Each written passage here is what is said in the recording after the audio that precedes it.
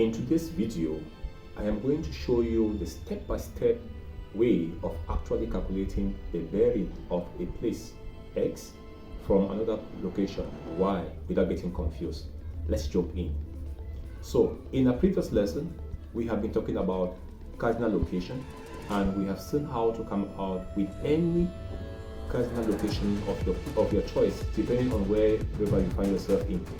In today's video, we are going to continue from where we ended with cardinal directions, and we are going to be insighting into 8 bearings. Talking about bearings, we are simply looking at some digits or figures which are being used to represent the location of a place from another standing point. So we are just going to look at a review of what we did last time already. We saw the cardinal directions of the 16 cardinal direction, I beg your pardon, and we are going to simply add to them their bearings. Their bearings means that we are going to be working with a protractor, and we know the protractor is already put in a unit. The unit here is in degrees, and on this protractor it simply represents what we call a half circle. Just like we see already, the shape that the cardinal direction already forms here, it gives us a circle. And we all know that a circle is measured in degrees, and a circle actually is 360 degrees. So we call it a half circle because if you look at it very well, it numbers from 0 degrees and ends at 180 degrees. And which means that if I turn it this opposite direction, it takes me from 0 below to 180 above. That gives a complete circle, which will give us 360. So it's the same thing we're going to be doing here. We're simply going to be putting the digits like we have them on a protractor. So we begin first of all with the main directions. Like I earlier mentioned, we have the primary and the secondary.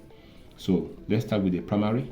The primary here being the north, the east, south, and west. So beginning, we have 0. As we can see here, this is 0 degrees. So this is 0 degrees. All is in degrees. Permit me not to be writing the degrees. So from 0 to here, normally this is 180 degrees, which is a half circle, as we can see. And half of 180 degrees will take us to the east, which actually is 90 degrees. 90 degrees. And we have already gotten 180 degrees, and we are moving now to the west. How do we do to get now the west direction? It's pretty simple, guys.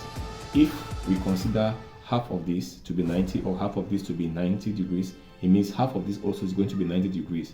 But since we are moving, you see, clockwise, we are therefore going to be increasing, meaning that we are going to simply add the 90 degrees that we are having here to the 180 degrees we already have here, and that will take us to normally to 270 degrees. And if we do the same principle by adding another 90 degrees to 270 degrees, it will bring us back to 360 degrees. That forms already a circle. Now we move further to talk about the sub cardinal direction, which in this case now are the secondary. Now, for us to get the bearing of the northeast, the southeast, the southwest, the northwest, it is pretty simple. Let us simply look for when we divide the half of 90 degrees will take us to 45 degrees. So here we have 45 degrees. So which means that the principle is going to be that we're going to be adding 45 degrees each on the secondary. I'm talking about the secondary, not the mini secondary. Permit me to use that phrase. So we are going to be adding 45 degrees. So if we add 45 degrees, it will take us to 90 degrees. And if we do same and we add another 45 degrees, permit me to bring it a little bit closer. So if we add another 45 degrees to 90 degrees, it's going to take us now to 135 degrees. So we have 135 degrees there, and if we add another 45 degrees to 135 degrees, it will give us 180 degrees. If we do same to the southwest, it will take you to 225 degrees. 225 degrees. You add 45 degrees to 225 degrees, it will take us to 270 degrees. And when we do that for the northwest, it will take us now to 315 degrees. Plus 45 degrees will bring you to 360. So guys, you can actually be doing that while we are forging ahead with the lesson. You can use your calculator to be sure that we are not making some errors, and if there are any errors, guys, you can put that in the comment section and we are going to resolve the problem. Now for the mini subtype, which we have the north of northeast, we have the east of northeast, the east of southeast, the south of southeast, south of southwest, west of southwest, west of northwest, and north of northwest. We are going to also come out with their bearings. It is simple mathematics, and just as we came out with this one, it's the same principle. Half of 45. Half of 45 will tell you that it is actually 22.5 or 22.5 degrees, right? So if you add 22.5 plus 22.5 will take you to 45 degrees. If you add again 22.5 plus 45 degrees, it will actually take you to 67.5 degrees. Are we together?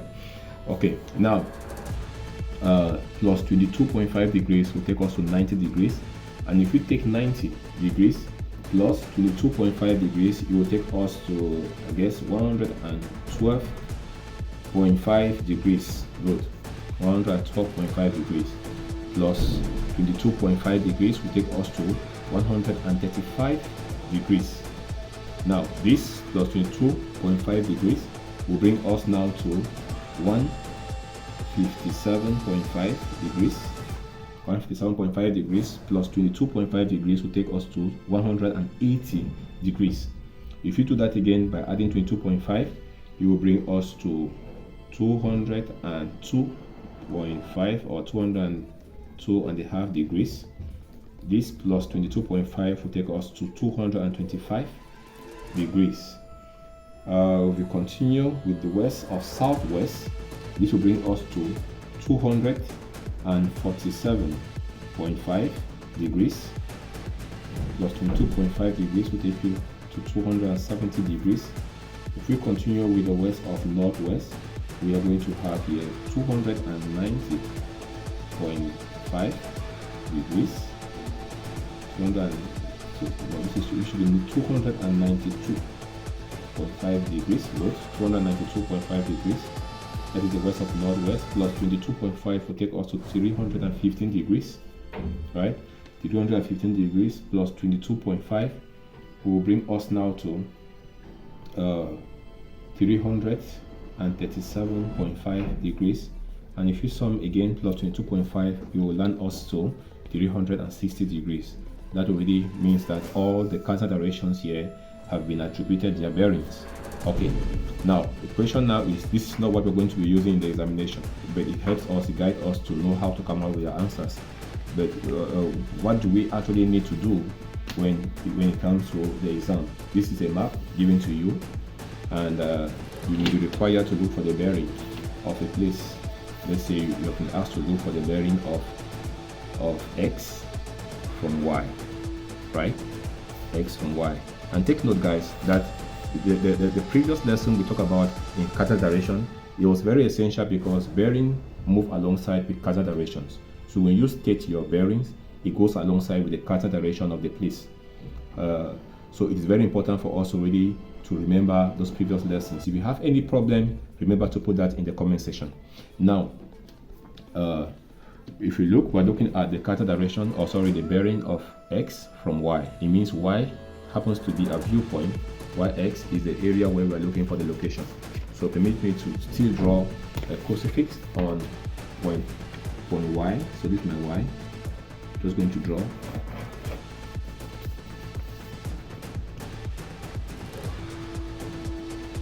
Something like this. Already there was some drawing there, but that wasn't for the bearing. So if you look already, we have already a straight line drawn by the producer of this map. So the line is already drawn. Let's say that's a view line, and we're moving to x. Okay, already what should be the cardinal direction of this place, considering that this is the north, this is the east, this is the south, and this will be the west. So it means that x should be found where? Exactly at? Is it the northwest? Is it the southwest? east of southeast. If you look at it very rightly, you discover that x is actually found northwest of y. Very simple, right? Good. So x is found northwest of y. And now, what then is the bearing of x on y? This is where we get to work. Now we're going to use the protractor. Take note, we are saying that when you are really using the protractor, we consider that you are reading clockwise, right? Now, this is my protractor, and my protractor has values. I concentrate on the values that we have here. They are all in degrees. I consider the values that we have above and not that which you have below. However, that which you have below will be very helpful when we turn the protractor, clockwise. Okay, so this is my protractor. I plead to use this protractor because it is much visible. I mean, in terms of the digits, I would have preferably used that which is transparent so that we can see where we are placing our line. But I'm using this for the purpose of visibility. So this is the protractor, and when I'm placing the protractor, how do I have to place the protractor? We have this point, this line on the protractor. Probably my line was poorly drawn. I need me to draw it again somehow so that it actually falls on that area. I personally did this so that for the tutorial sake you can understand it. Normally this line was supposed to start from 0 and fall at 0. So I'm working with it. Are we together? Good. So I'm working with this line. And this is my knot. This is my point here. Alright. So I'm going to place my protractor along the straight line which I have drawn, the north-south line, or better still you call it the axis. So the north-south line, I place my protractor, making sure that the knot, this is the knot here, the knot is that point that intersects the north, south, east and west. So this knot that also falls on that crucifix, this is where I place it. Now I'll read, this is what I'm reading, this is really the value. The points where I'm going to is found the other way. So which means that I've already calculated, I already have 180, right? So I can put down that I have 180 degrees somewhere. Now I'm going to rotate my protractor clockwise. I'm not going to turn this way. Of course, it's very easy this one because when I turn this way, there's no value, so I cannot read anything here. But be very careful because with a transparent protractor, when you turn, you have the values, you can easily see the values because it's transparent, but it's going to give you a faulty answer. So the best way to do is always to rotate, right? You rotate your protractor clockwise and you place it back on that point. Are we together? Now, since I'm using a very large protractor, it may be necessary for me to draw my line. I'm going to increase the length of this line so that it can even cut across the protractor, so I can easily read. My interest is the value that is found on the protractor. So I'm drawing, I'm just adding the line. Just going to add the line like I've added, so I can easily read. So I place my protractor very well, like I earlier said. You see, good. This knot is lined exactly on the Y. And now, if you look at it now, I'm looking at the value which falls exactly on that line. So this is only 120, right? This is 120, and if we look at it, it falls at exactly 125, right? Not 120.5. This is 125 because when you read it very well, this is 120, 21, 22, 23, 24, 25, 26, 27, 28, 29, and 30. This is 130. So this is 125. So which means I already had earlier 180 plus 125, right?